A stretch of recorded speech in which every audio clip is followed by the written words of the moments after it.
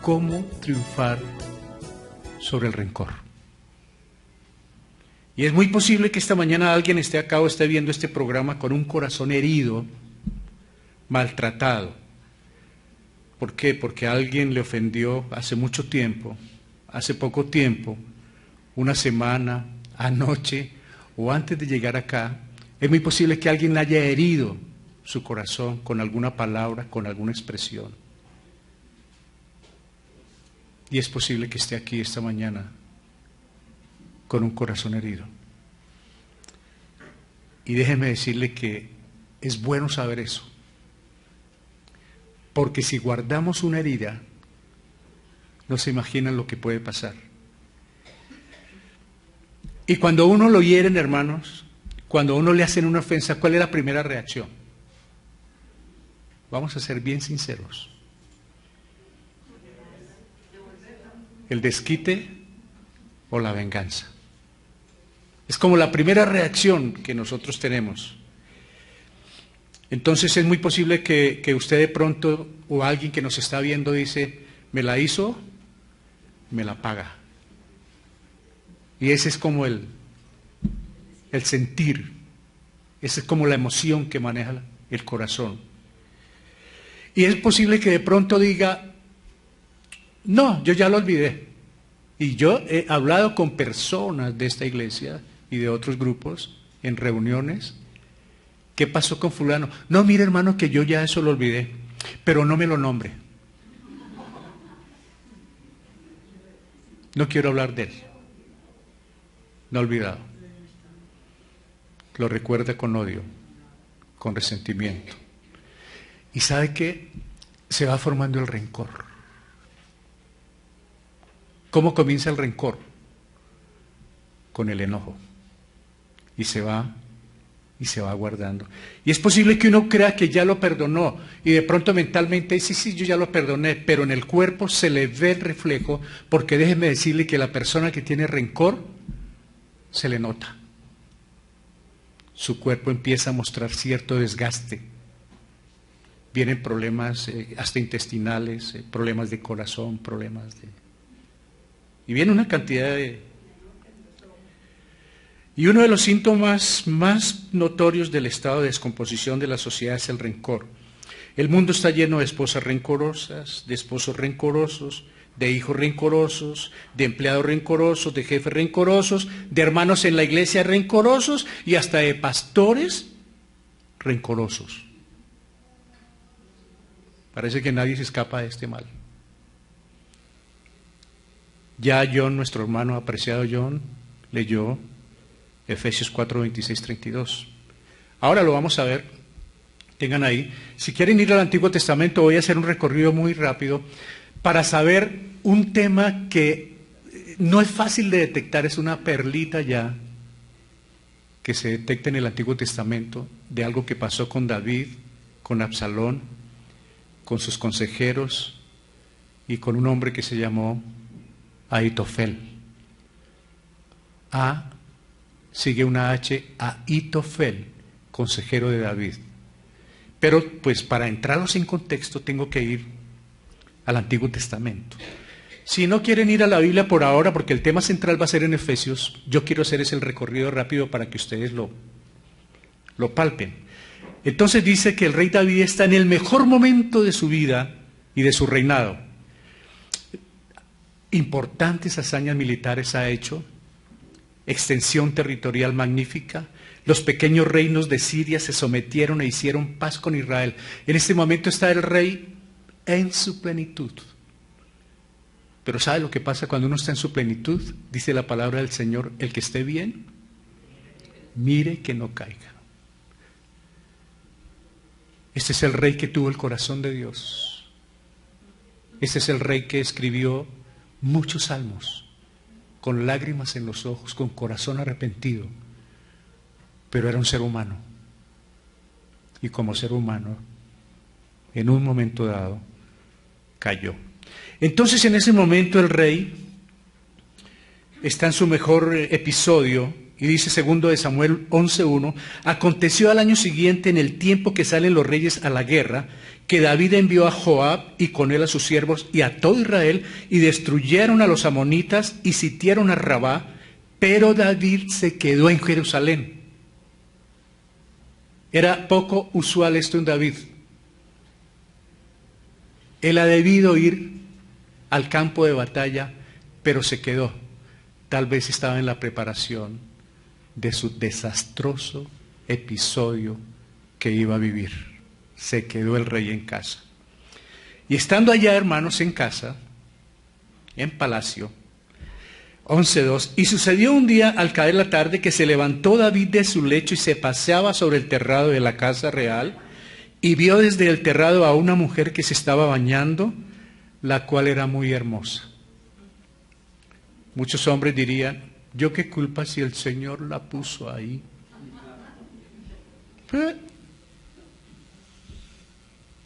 El rey no debía estar ahí.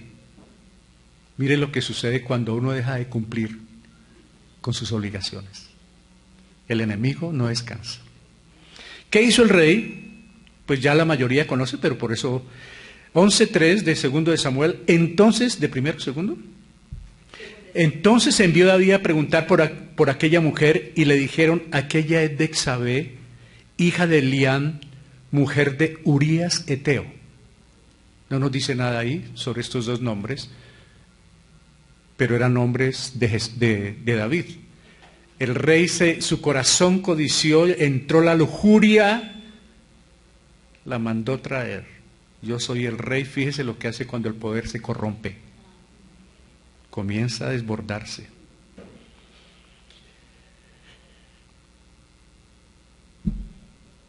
Y se allegó a ella y pasó lo que debía pasar. Y concibió la mujer y envió a hacerlo saber a David, diciendo, estoy encinta. Entonces David envió a decir a Joab, envíame a Urías Eteo, y Joab envió a Urías a David.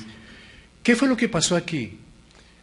Y así en muchas parejas han venido durante años y años en fornicación o en adulterio, y todo tranquilo, hasta cuando de pronto hay un embarazo, se conoce todo.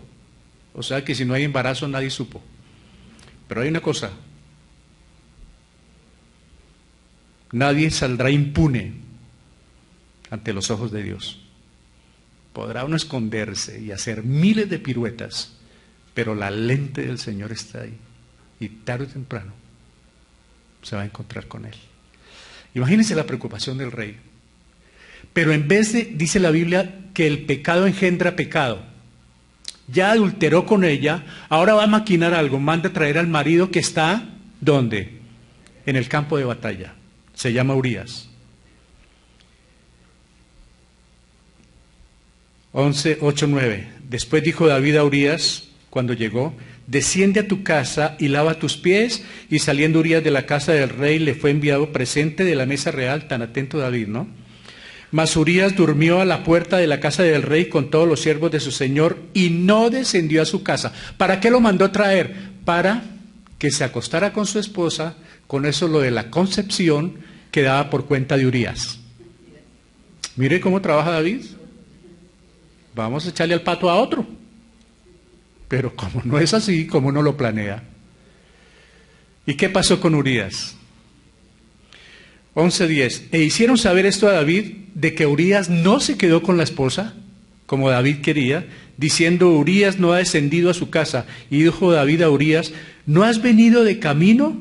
¿Por qué pues no descendiste a tu casa? Vienes de la guerra, está lejos de tu esposa, ¿por qué no va y calienta cobijas? 11:11. Y Urías respondió a David, mire cómo responde Urías. El arca e Israel y Judá están bajo tiendas, y mi señor Jehová y los siervos de mi señor en el campo, y había yo de entrar en mi casa para comer y beber y a dormir con mi mujer, por vida tuya y por vida de tu alma, que yo no haré tal cosa. ¿Qué te pasa, David? Mire cómo las piedras hablan. Tras de ser lo contrario, porque estamos hablando del rey de Israel, y le dice Urías, estamos en guerra y voy a venir a acostarme aquí, tras estar allá peleando. Mire lo que le está diciendo, usted también debería estar allá. Y mire la maquinación tan impresionante de David. Venida la mañana escribió David a Joab una carta, la cual envió por mano de Urías, y escribió en la carta diciendo: poned a Urías al frente en lo más recio de la batalla y retiraos de él para que sea herido. ¿Y qué? Ellos están peleando acá, en Rahab, la tierra de los amonitas. Aquí está David, lo mandó a que atravesara esto y mire lo que hizo. Le dio una carta con su propia sentencia de muerte. ¿Hasta dónde llega la maquinación? El propio Urías tuvo que llevar la carta para que dijeran: ponme donde me maten. Esa es la maquinación. El pecado engendra pecado y más pecado. ¿Y qué pasó? Entonces, hermanos, 11, 16, 17 nos dice: así fue que cuando Joab sintió la ciudad, puso a Urías en el lugar donde sabía que estaban los hombres más valientes. Y saliendo luego los de la ciudad, pelearon contra Joab, y cayeron algunos del ejército de los siervos de David, y murió también Urías heteo, el esposo ¿de quién? De Betsabé. ¿Por qué murió este hombre? Por el pecado. David quería tapar su pecado. Como no le hizo caso, le dio la sentencia de muerte el propio rey. Mire cómo cambia el corazón del ser humano, hermanos. Por eso dice la palabra del Señor: perverso es el corazón. ¿Quién lo conocerá? Nada más peligroso que el ocio. En ese momento de ocio, en ese momento de estar ensuterrado, cuando debería haber estado en la guerra, mire lo que vino. Y déjeme decirle una cosa: nadie sabe en qué puede parar un adulterio o una fornicación. Muchos han parado en el cementerio, muchos han parado en odios, en hospitales y en cárceles. ¿Por qué? Porque viene después la venganza, vienen los deseos del desquite. Y los padres se hieren mucho cuando sus hijas son abusadas. Gracias, Felipe. Las esposas se hieren, pero gracias a Dios que cuando estamos en Cristo hay veces hemos sido heridos, pero también Él nos da la capacidad de perdonar. Pero aquí sucedió algo. La historia que voy a contar no es la de David y Betsabé. Todavía no he entrado en el personaje que esta mañana nos sirve de ilustración. Está escondido todavía ese personaje. ¿Qué pasa entonces? El reino se dividió y David tenía un hijo que se llamó Absalón. Dice la Biblia en 2 de Samuel 15, 1, 4: aconteció después de esto que Absalón se hizo de carros y caballos y 50 hombres que corriesen delante de él. Como sucedieron todas estas desgracias, digámoslo así, uno de los hijos de David empezó a conspirar y dice: voy a quitarle el reinado a mi papá, cuésteme lo que me cueste. Y empezó a hacerle mala campaña, se paraba en las esquinas a atender la gente de él y a decirle que el rey no estaba en condiciones, y él fue ganando y fue ganando adeptos a Absalón, hasta que intentó llegar a ser rey de Israel. Intentó hacerlo. 15:4: y decía Absalón, el hijo de David: ¿quién me pusiera por juez en la tierra, que viniesen a mí todos los que tienen pleito o negocio, que yo les haría justicia? ¿Se acuerda quién dijo algo parecido? ¿Se acuerdan? ¿Se acuerdan lo que dijo Satanás? Un día subiré y me sentaré y seré como Dios. Ese es uno de los grandes problemas que han tenido muchas personas. El deseo de ser más que los demás sin tener los derechos o la preparación. Es querer superar a otro, arrebatándole, porque no era por las buenas, y nada más que a su propio padre, al rey David. ¿Qué va a pasar con Absalón? Y aquí puede aparecer el hombre. Y mientras Absalón ofrecía los sacrificios, llamó a Ahitofel, o Gilonita, consejero de David de su ciudad de Gilo, y la conspiración se hizo poderosa y aumentaba el pueblo que seguía a Absalón. Este Ahitofel, hermanos,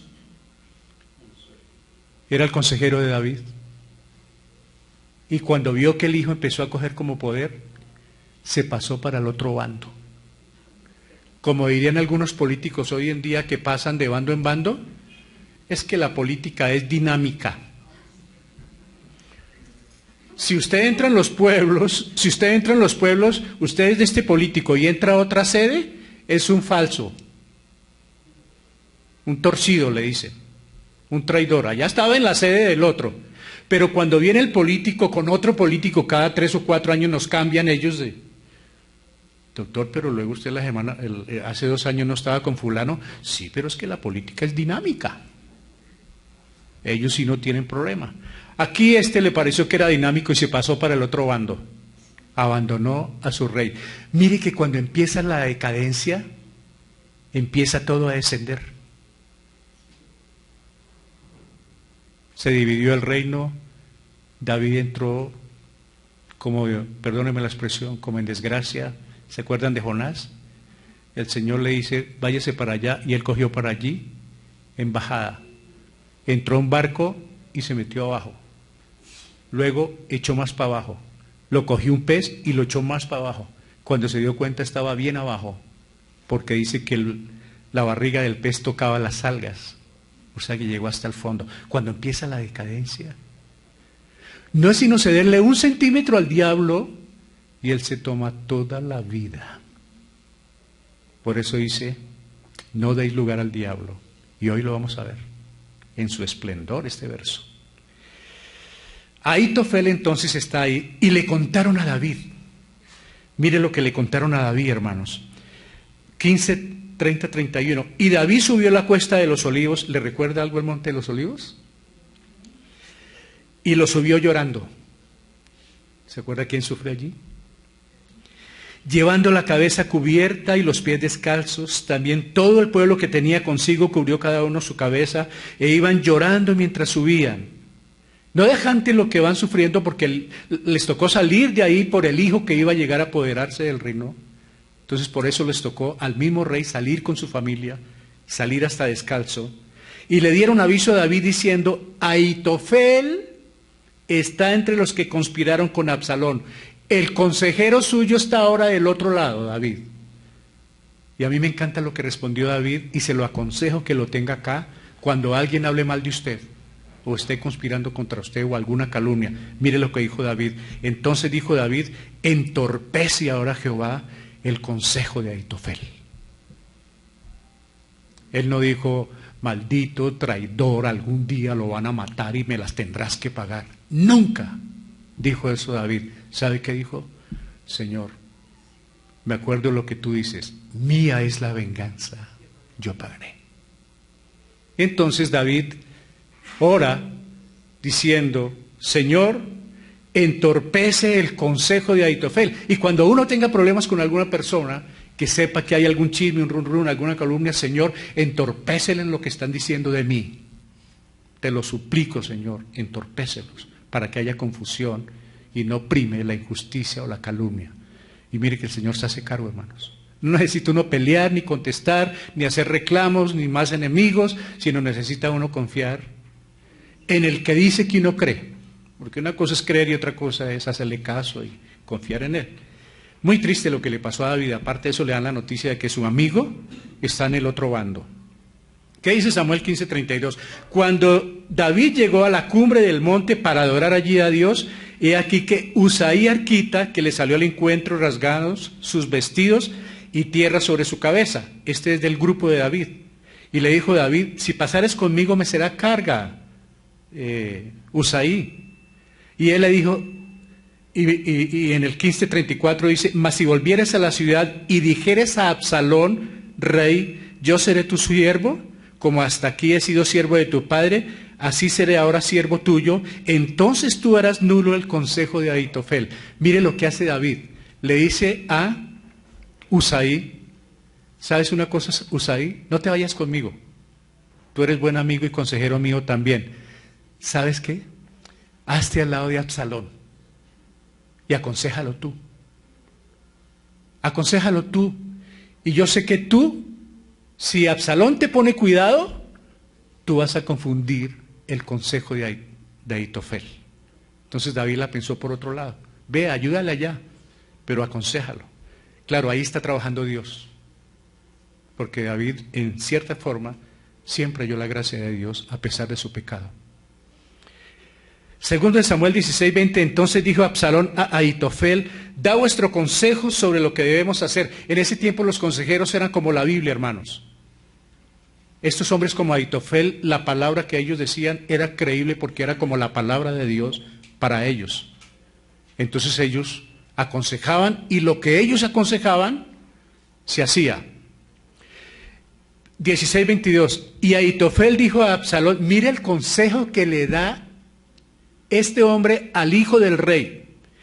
Llégate a las concubinas de tu padre, que él dejó para guardar la casa, y todo el pueblo de Israel oirá que te has hecho aborrecible a tu padre, y así se fortalecerán las manos de todos los que están contigo. 16:22, entonces pusieron para Absalón una tienda sobre el terrado, y se llegó a Absalón a las concubinas de su padre, ante los ojos de todo Israel. Mire todo lo que sucedió, hermanos. La vergüenza, el deshonor, la deshonra, todo lo que hace un consejero confundido. Un consejero equivocado ya, porque ya está trabajando el Señor. Y qué vergüenza para su padre, que el hijo se tomó todas las concubinas de él. De todas maneras, Dios no estaba contento con las concubinas. Otra cosa fue lo que permitió, no fue porque lo autorizó él, ni era la voluntad de Dios. Pero ahora Absalón vino y abusó de todo esto, o sea que se echó, fue un poco de desgracia encima también. Y el consejero ahí está Ahitofel. Ahora, ¿usted sabe por qué? Bueno, ahora les voy a decir por qué se volteó o por qué cambió de bando.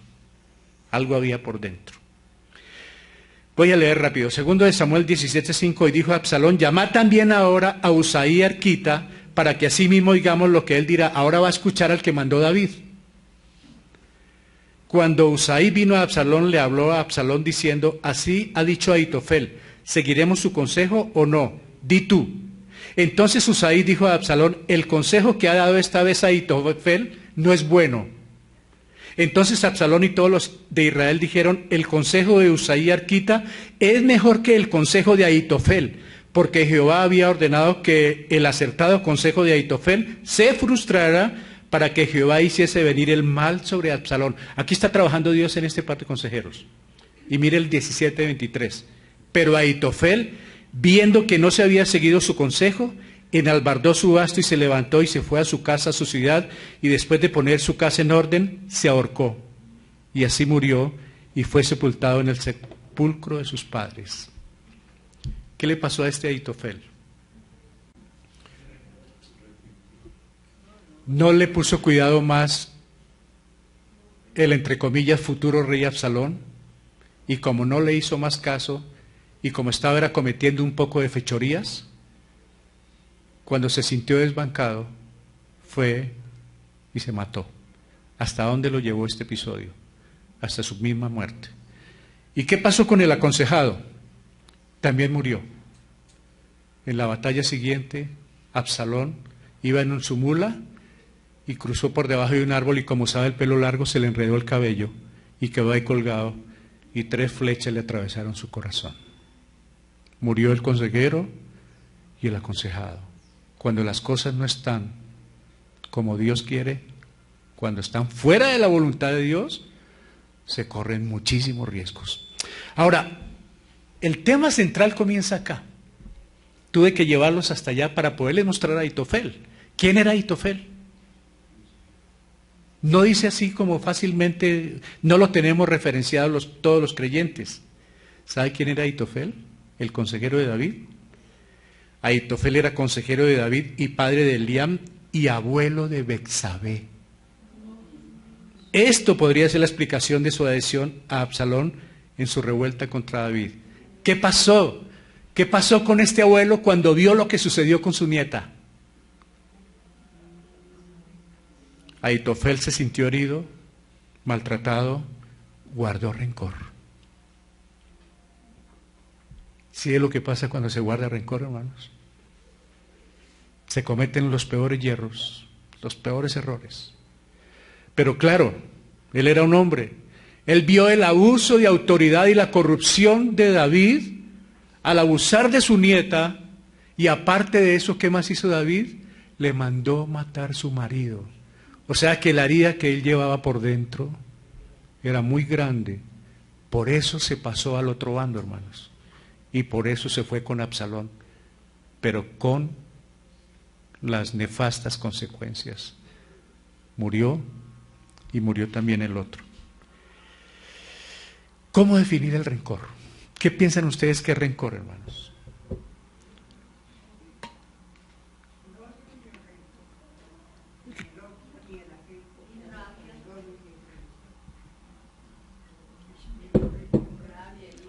¿Cómo se puede definir el rencor? Vamos a ver si... El diccionario es muy simple para definirlo. Dice, es un resentimiento tenaz y arraigado como algo contra algo o alguien que nos ha causado algún daño en el pasado. Algo nos dijeron, con algo nos ofendieron. Hace 30 años mi marido me dijo esto. Hace 25 años mi mujer me tiró la sopa por los pies. Hace 40 años empujó a mi suegra. Hace 20 años mi papá me castigó. Hace 10 años mi mamá me humilló. Y sigue con eso guardado. Y es un resentimiento que comenzó con enojo. Ese día me dio rabia, después me dio enojo, hasta que terminó en rencor. Lo odio. La vez pasada estuve en la iglesia, una chica que lloraba. Y le dije, ¿cuál es su problema? Y llorando me decía, odio a mi papá, lo odio. Con la Biblia en la mano. Por algo que pudo haber pasado. Un grito, una violación, un abuso físico. Los abandonó cuando eran pequeños, se creció, no tuvo relación, porque ha habido separaciones donde el papá sigue siendo el papá y la mamá, y se infunde respeto a pesar de. Pero cuando se siembra odio, ahora les voy a mostrar lo que recoge el odio. Es negarse deliberadamente, o sea, voluntariamente, a renunciar al resentimiento y al derecho a la venganza, basándose en la actitud de que alguien debe pagar el mal causado. El rencor siempre dice, la hizo, la paga. Yo lo veo cada rato en televisión, claro, el dolor de la humanidad es terrible, pero algún día la paga y que lo perdone Dios porque yo no lo voy a hacer. ¿Sabe una cosa, hermanos? Aún en la iglesia, lo digo con toda sinceridad en esta mañana, hay personas con el Ahitofel ahí. No perdono. Y no perdono. Pero la persona que no perdona incurre en un riesgo. Dice el Padre Nuestro al final, porque si no perdonas, yo tampoco te perdonaré. O sea que es muy posible que en la iglesia haya personas que no tienen el perdón de Dios. ¿Por qué? Porque deliberadamente no lo han querido aceptar. ¿Por qué? Por no poder perdonar. Y siempre nos quedamos con el cuento de que es muy difícil y que es imposible. Claro, en la carne es imposible, pero como somos cristianos, en el espíritu es posible. Y ahí es donde empieza a depender del espíritu para poder sacar eso que se puede llevar guardado. La persona rencorosa es esclava de lo que causó el rencor. Se la pasa el tiempo pensando en eso, hermanos. Créame que eso es cierto.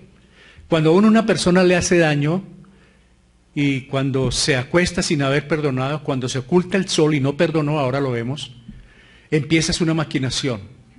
Y se despierta a la 1 o 2 de la mañana y el problemita está aquí. Y al otro día y en la oportunidad que tiene habla de esa persona y desprecia a esa persona y denigra a esa persona y le empieza a encantar que los demás también se enteren de su problema porque estoy desprestigiando a alguien que me hizo daño, y me las tiene que pagar. Ese es un problema latente aún en la misma iglesia. Está bien que sea en el mundo, pero en la iglesia es triste. Pero me las tiene que pagar. Entonces, el rencor es contagioso, ¿sabía usted? Y realmente devastador porque afecta nuestras relaciones. Claro, si yo tengo rencor, le contamino a Felipe el rencor, a Natalia el rencor, a mi esposa el rencor, y trato de envenenarlos porque yo estoy autojustificando de que alguien me hizo daño y las tiene que pagar. Entonces empiezo a sembrar y tarde o temprano tengo que recoger lo que sembré. En cambio el perdón es todo lo contrario, ¿no? Allá están en Corintios, cuando lo quiera leer, el amor todo lo puede, todo lo perdona, todo lo soporta, todo lo espera. Ese es el rencor, hermanos. Es un resentimiento tenaz y arraigado contra algo, alguien que nos ha causado algún daño en el pasado, y es negarse deliberadamente a renunciar. No voy a renunciar. Eso es problema mío. Yo lo manejo a mi manera. Pero se está haciendo daño. Internamente se está haciendo un daño terrible porque el rencor es de lo más dañino que hay en el ser humano, hermanos. ¿Cuánta gente está en los hospitales por estas situaciones, hermano? Ahitofel quedó enojado con la situación del rey David al tomar a su nieta como mujer y mandar a la muerte a Urías, esposo de Betsabé. Él quedó resentido, hermanos. Al tiempo ese enojo se convirtió en rencor. Mire el transcurso. Luego planeó y ejecutó la venganza. Cuando alguien tiene guardado, algún día me caerá. Y hay veces oramos diciendo, Señor, trata con él, destrúyelo. Y si es posible, a la funeraria. Mátalo, Señor, porque no soporto. Este tramó su propia, a su estilo. La venganza trajo consecuencias devastadoras para David. Claro, mire lo que pasó por David. La muerte para su conspirador hijo Absalón y la muerte también para Ahitofel. O sea, el rencor acabó con vidas, hermano, con hogares y con familias. Y hasta hoy sigue siendo el mismo mal. Porque viene desde el paraíso, hermanos. Esa es la función del enemigo, ¿cierto? Hurtar, matar, destruir. Y es que cuando se le da entradita al enemigo, hermanos, es pavoroso. Déjeme decirle, hermano, qué terrible es el rencor. Y si alguien en esta mañana cree tenerlo, hoy puede hablar con el Señor o de los que nos están viendo. Porque mire que es algo que uno no puede fácilmente, pero con la ayuda de Dios puede deshacerse de él. Se puede quitar el rencor. Hay veces en la mesa, en el almuerzo, en cualquier parte, en un viaje entre el carro, viene la puya, viene la sátira, usted no, usted sí, porque no, porque sí, y siempre, siempre, siempre lo mismo. Y años con la Biblia, y años en la iglesia, ofrendando, pero tengo algo guardado. ¿Y sabe lo que dijo el Señor? Antes de dar tu ofrenda, ponte a cuentas con tu hermano. Porque esas ofrendas no crea que van a bendecir a alguien. Nunca. Dios no va a dejar a nadie impune, hermano. No nos va a dejar. Ahora vamos a ver rápido algunas consecuencias del rencor. ¿Tiene consecuencias físicas, cree? Claro. Un desgaste impresionante, hermanos. Hay personas que viven completamente acabadas y el gas, y el gas, y el gas, y el gas, y comen bien y todo, pero tienen algo por dentro, que es lo que se come, todo lo que le echan al buche, el odio. Ese es el que aprovecha todo lo que le cae. Tiene consecuencias emocionales. Claro, daña el ambiente. Tiene consecuencias mentales. Hasta casi terminar en locura, hermanos. El odio lo ha llevado al mismo clínica de reposo, hermano. Y han terminado locos. Ahitofel ya estaba loco. tiene consecuencias espirituales. ¿Por qué? ¿Cómo puedo yo orar enojado con mi hermano? Y es posible que lo cantamos hoy. Pero es posible que lo canté, pero mi corazón siempre tiene guardado. El día que me dijo esto, no le perdono lo que me hizo aquella tarde, pero canto. ¿Cómo puedo orar enojado? Dios no escucha la oración, hermano. No la escucha si no está reconciliado. Pareciera que es fácil, ¿no? Pero no es fácil. Yo siempre digo que la vida cristiana no es fácil, pero es hermosa, porque de la mano del Señor todo es posible. Y dice la palabra del Señor, todo lo puedo en Cristo que me fortalece. O sea que si hay algo de rencor, no lo guarde más, hermano. Usted que nos ve, de pronto no conoce de Cristo, porque entre otras cosas, si no conoce de Cristo, esto no va a funcionar.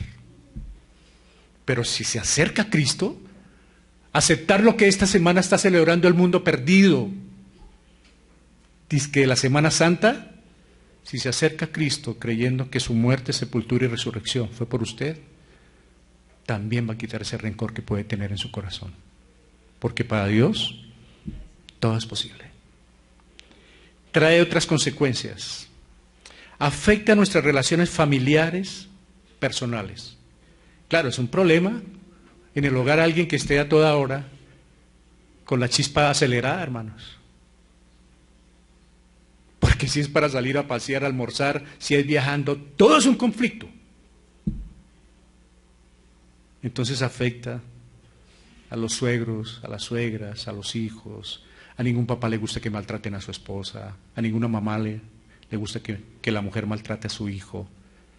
Entonces se forma un conflicto, hermano, porque cuando viene la ira, ahorita les explico con Efesios, viene todo. Y uno no se da cuenta de pronto. Es como un preso y los gruesos barrotes que le guardan son el rencor. Yo creo que uno mismo fabrica su propia cárcel, hermanos. Y esos barrotes que uno fabrica, construye, son barrotes de odio, resentimiento, de orgullo, de prepotencia, de altivez. Y ahí estoy encarcelado y de aquí no me saca nadie, porque yo soy así y yo no voy a cambiar. Yo soy Rodríguez. Sí, para no nombrar otro apellido, si no la embarro.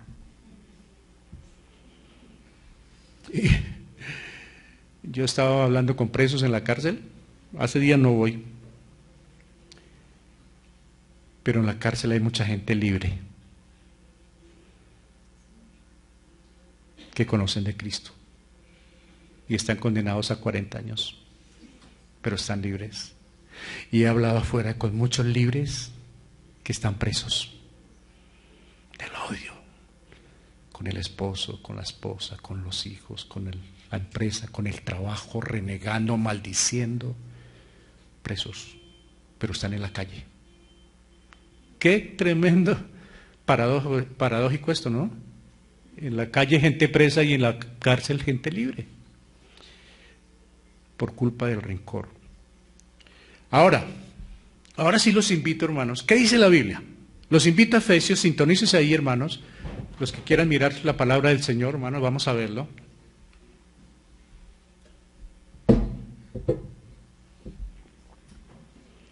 ¿Qué dice la Biblia? Dice la palabra del Señor, les voy a leer. Airaos, pero no pequéis, no se ponga el sol sobre vuestro enojo. 4:27, ni deis lugar al diablo. ¿Qué piensan que es darle lugar al diablo? O sea, dice la palabra del Señor y ahora les muestro que anda como león rugiente, ¿no? No, ahorita les muestro para hacerlo mucho más didáctico. 4:29, ninguna palabra corrompida salga de vuestra boca, sino la que sea buena para la necesaria edificación a fin de dar gracias a los oyentes. ¿Qué quiere decir? Ninguna palabra corrompida no necesariamente es que sea grosera o vulgar. ¿Qué quiere decir corrompida? Que hace daño, que corrompe. Puede ser insinuaciones, puede ser de doble sentido, que no parecen grosería, pero está haciendo daño, como esos programas salvajes de chistes, que van de doble sentido, pero haciendo un daño impresionante. No necesariamente que digan las vulgaridades o las groserías. El que entiende, entiende. Y dice, sino la que sea buena para la necesaria edificación. ¿Qué quiere decir la necesaria edificación? Que hay veces hablamos más de la cuenta de lo que no es necesario, hermanos. Y aquí nos dice, hable lo que es, sea concreto, sea específico, no hable más de la cuenta. Y uno de los problemas que tenemos es que a veces le añadimos cosas que no era necesario decir. Y causamos el daño. Se nos salió. Por no ir en lo específico, en lo justo. Y no contristéis, porque esto contrista al Espíritu Santo, y no entristezcáis al Espíritu Santo de Dios, con el cual fuiste sellados para el día de la redención. Nosotros ya somos salvos, estamos sellados. Entonces, ¿yo qué puedo hacer con esto? No contristarlo, porque es el habitante que está en mí, es el mismo Dios, es el mismo Jesucristo en mi vida, en espíritu. Quítense de vosotros toda amargura, enojo, ira, gritería y maledicencia y toda malicia. Antes sed benignos unos con otros, misericordiosos, perdonándoos unos a otros, como Dios también os perdonó a vosotros en Cristo. Déjame decirle una cosa, hermanos. ¿Usted ha leído este párrafo varias veces? ¿O no? Yo creo que sí, ¿cierto?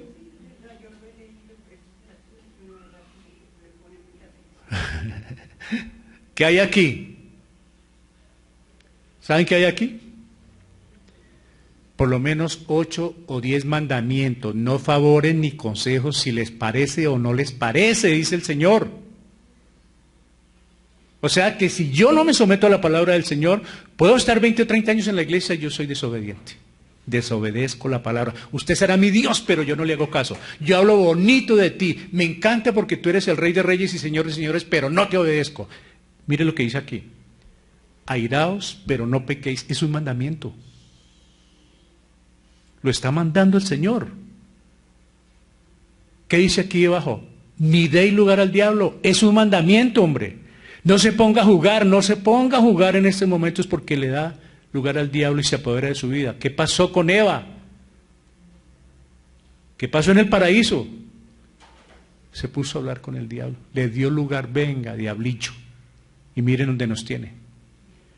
Ninguna palabra corrompida salga de vuestra boca. Ahí está el mandamiento. Sino, otro mandamiento. La que no haga esto, pero haz esto. Son mandamientos. Y no contristéis, mandamientos. Quítese de vosotros, mandamientos. Antes sed benignos, mandamientos. En todos los versos hay mandamientos y hay veces más de uno.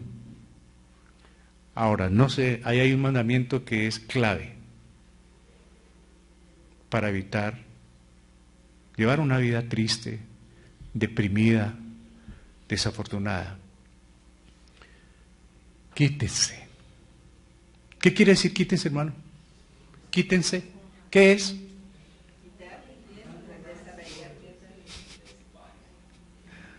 ¿Qué es quitarse?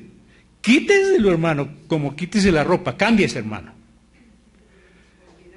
Entonces, ¿qué pasa si yo guardo rencor, enojo, malicia? ¿Qué pasa? Que yo no estoy obedeciendo la palabra del Señor. O sea que si yo vivo triste, si yo vivo amargado, si yo vivo resentido, si yo vivo pelando, si yo vivo murmurando, si yo vivo quéjeme por allí, hágale por allí, dígalo por allí, haga quedar mal, defraude a este, denigre de fulano, si me la paso denigrando, si me la paso hablando mal de los demás, yo tengo rencor en mi corazón.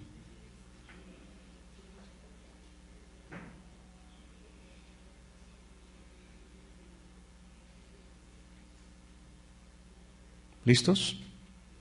Yo tengo rencor en mi corazón. No le estoy obedeciendo al Señor.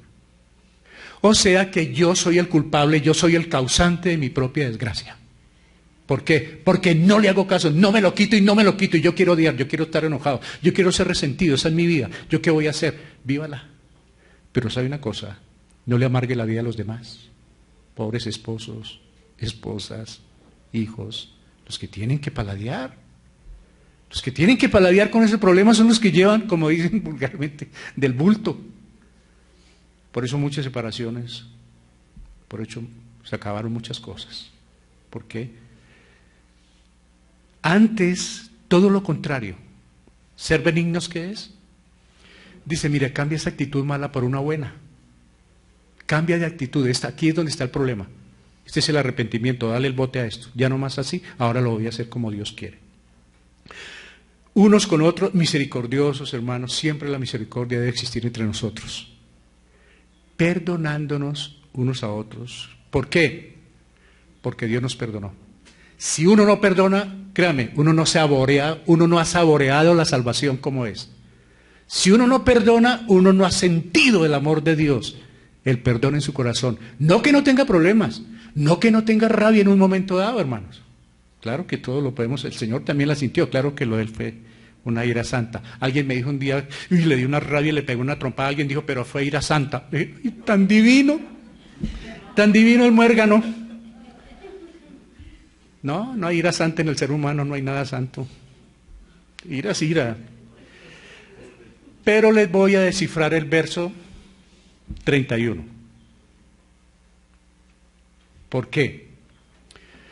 Quítese de vosotras toda amargura. ¿Cómo comienza la amargura?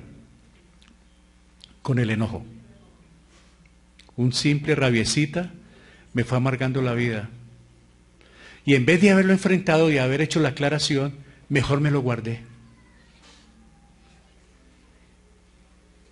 Ese enojo permanece ahí y me fue fabricando la ira. Y empieza la maquinación. Y cuando la persona tiene ira, empieza a hablar el tonito, a cambiar el tonito. Son sus hijos. No ha pagado la cuenta. Y comienza ese estilito.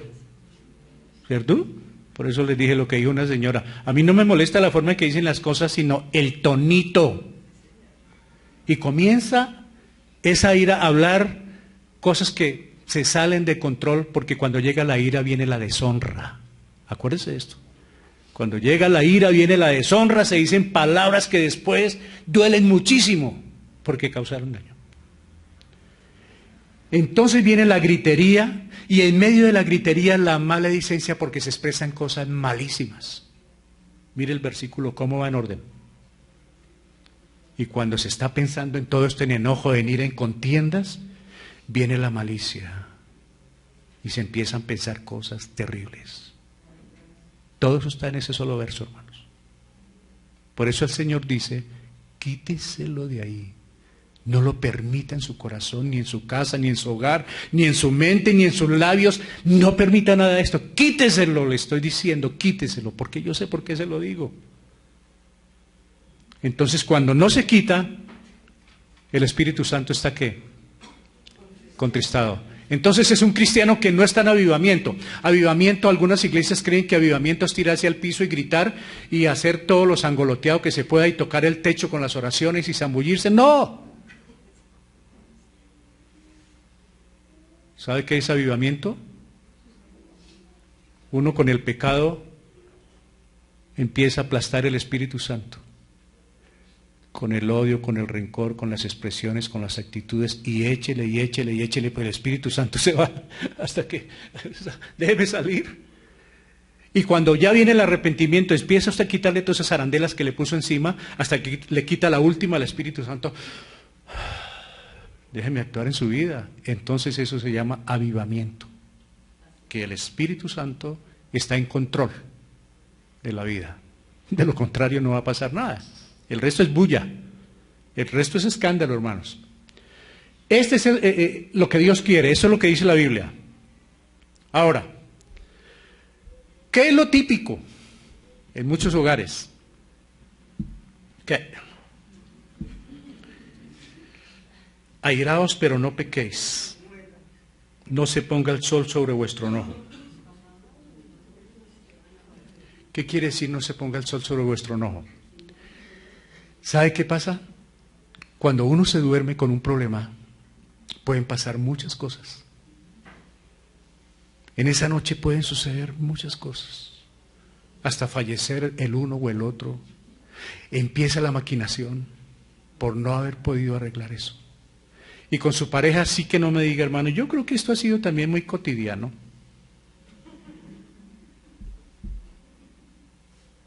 Pero somos de Cristo. oramos para acostarnos, ofrendamos. ¿Estamos bien? ¿Bien? Esto es muy típico. ¿Por qué? Porque no se ha hecho caso al anterior. Quíteselo de ahí, no al marido, sino al problema. Esta actitud es la mejor oportunidad para que el enemigo trabaje. Cuando las parejas se dan un tiempo, démonos un tiempo, tú donde tu mami y yo donde la mía. Démonos un tiempo, ahí es donde empieza a trabajar el enemigo. Nomás en la sola noche, el uno para allá y el otro para acá, primero era trompa con trompa, ahora espalda con espalda. Y el enemigo empieza a trabajar en esta área. Están peleando. Y como él ve, él no vive en mi mente, pero me mira lo que yo estoy haciendo y lo que estoy diciendo. Entonces empieza a trabajar.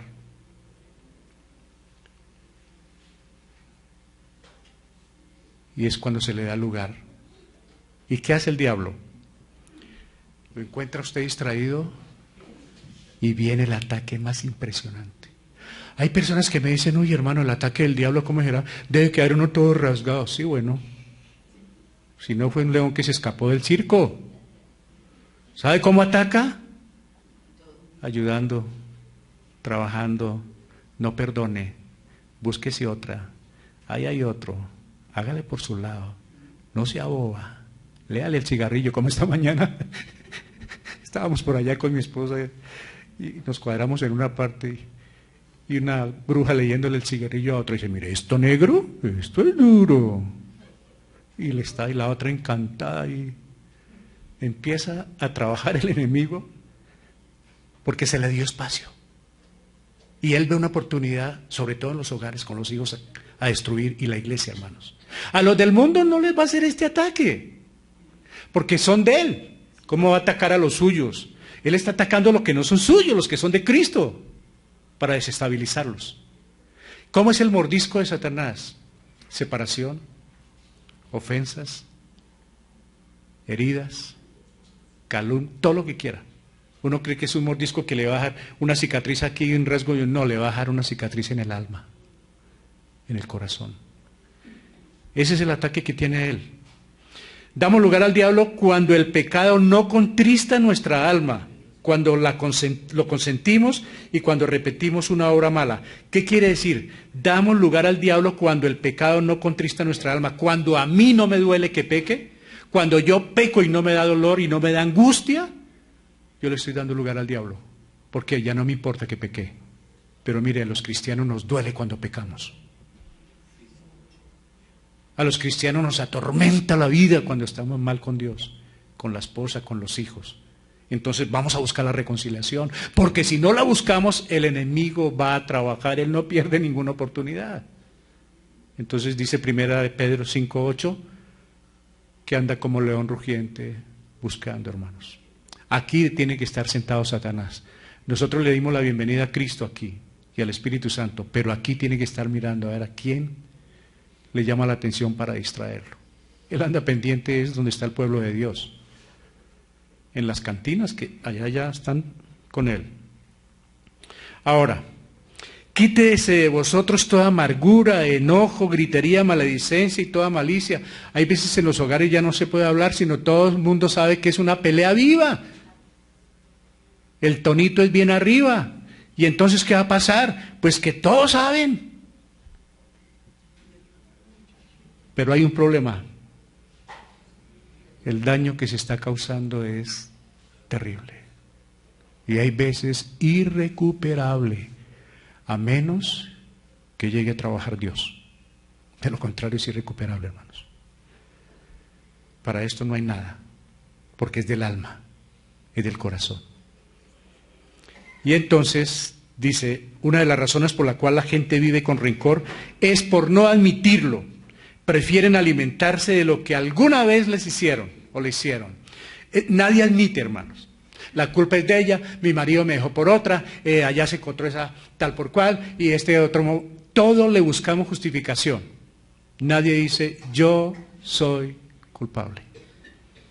Y ahí es donde donde radica el problema del rencor, que yo no lo acepté.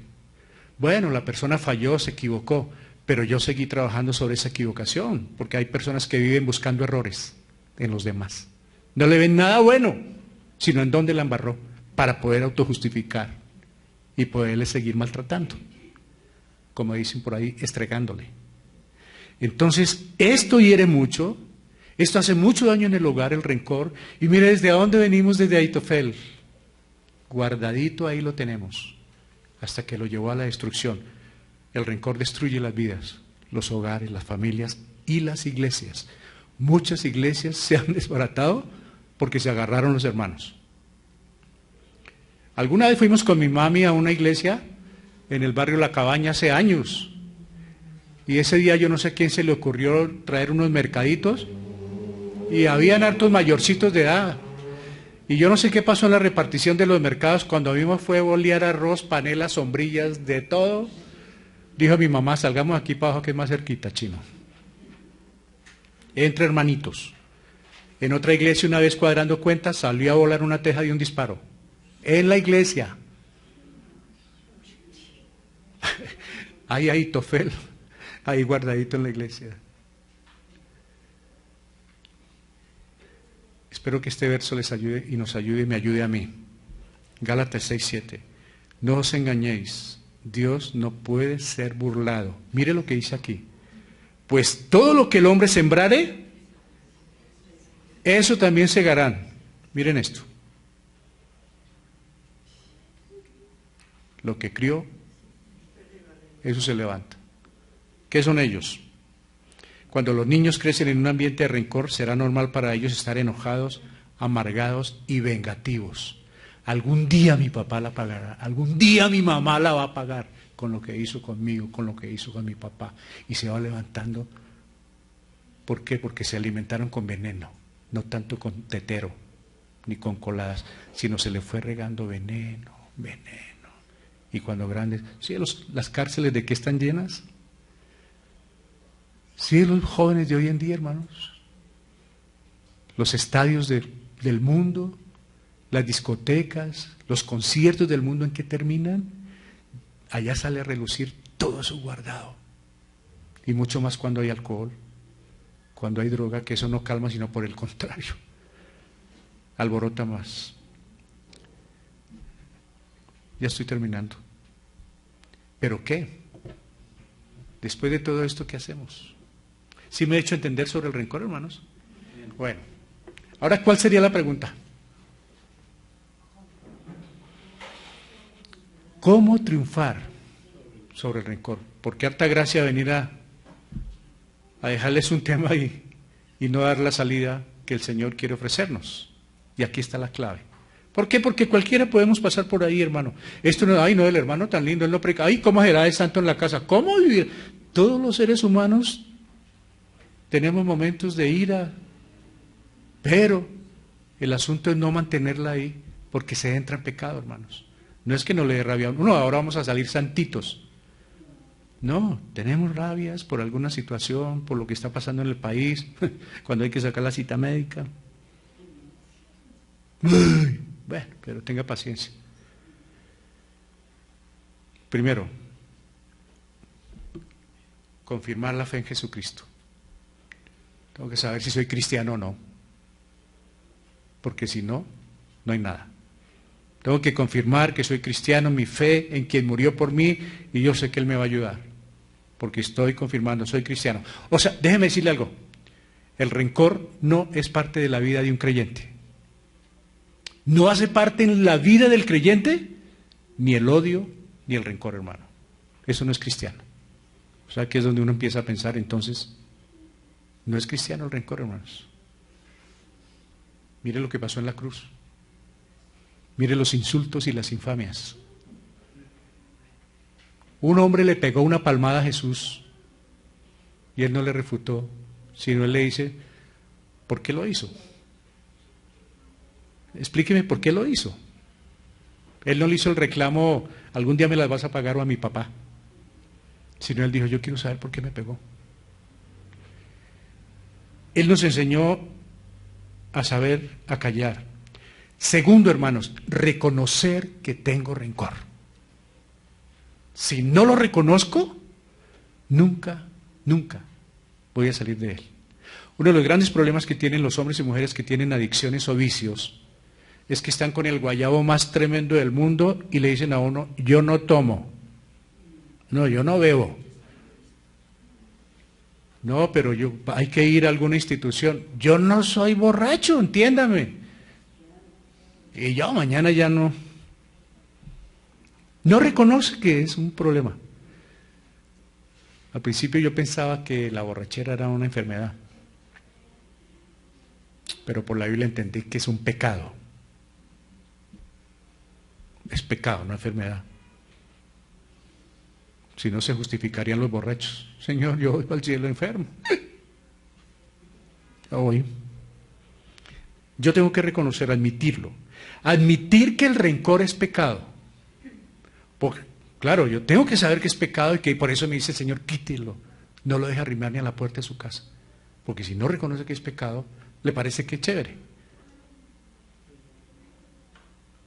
Cuarto, identificar el motivo de mi rencor. ¿Qué lo causó?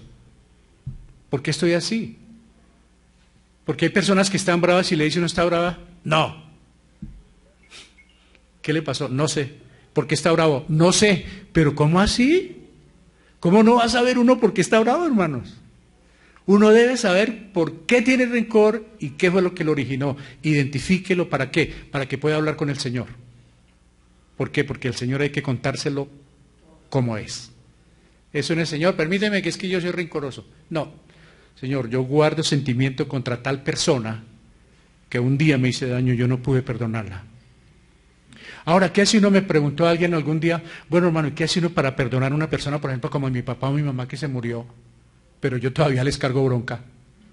Porque hay gente así, el odio es odio, hermano, el rencor es rencor. O una persona que nunca quiere venir a mí y que ahora se fue para otra parte, ¿cómo hago para pedirle perdón? Ahí, ¿cómo haría uno? Pues alguien dio un consejo, ¿no? Yo lo estuve leyendo por ahí en un libro. Dijo, venga, le voy a dar un consejo. Coja un par de sillas. Una silla allá, la otra acá. Siéntese ahí y siente a la otra persona ahí, haciendo de cuenta que está ahí. Y dígale todo lo que le quiere decir, haciendo de cuenta que está presente. Ella no lo va a estar escuchando, porque no está, pero arriba lo están escuchando, porque vieron un corazón sincero. Y eso le permite descargar. Si usted es alguien que no puede porque no le va a hablar o porque de pronto va a ser un peligro hablarle, en la intimidad, perdónelo delante de Dios. ¿Y sabe qué debe hacer, hermano? Que yo estoy en moras de hacer con alguien esto, una persona en el mundo. Pídale al Señor que esa persona que usted perdonó, que se valga de mí. Dígale, Señor, ponle en mi camino para que me pida un favor, para hacérselo con el mayor gusto de mi vida, no por retaliación, sino porque le perdoné delante de ti. No para decir, así lo quería ver, porque eso somos nosotros. Hasta que tuvo que venir a arrodillárseme. No, eso no lo puede ser de un cristiano. Siéntelo, hable con él. Señor, perdona a este hombre, a esta mujer, porque una vez me insultó, porque una vez me hizo botar de mi trabajo, porque una vez me hizo quitar el sueldo, porque una vez me quitó mi ascenso, porque hizo conmigo todo lo que se le dio, porque mandaba. Yo, Señor, la siento aquí estoy, perdóname por lo que pasó. Y yo sé que tú me vas a oír, Señor. Y esa persona, y va a descansar, hermanos. Mire, el perdón trae bendición. El perdón trae descanso para el alma, hermanos. Uno sin perdonar es como si llevar una roba, como dice, con el mico al hombro. Una roba de papa ahí doblado, hermano. ¿Y por qué? Porque no se lo quiere quitar. Pero cuando uno se logra quitar eso. Sexto, confesarle a Dios el pecado de rencor. Quinto, ya habló con la persona, ahora hable con Dios. Señor, ya no quiero cargar más este problema, porque me ha hecho mucho daño, me ha robado la paz del corazón durante mucho tiempo. 6, perdonar a quien me hizo daño, como les dije con lo de la silla. Y 7, orar por esa persona. este es el remate. Señor, permite que yo tenga la oportunidad, permite que le vaya bien, Señor. ¿Sabe qué dijo el Señor? Orad por vuestros. Entonces no soy yo, ni es Pablo.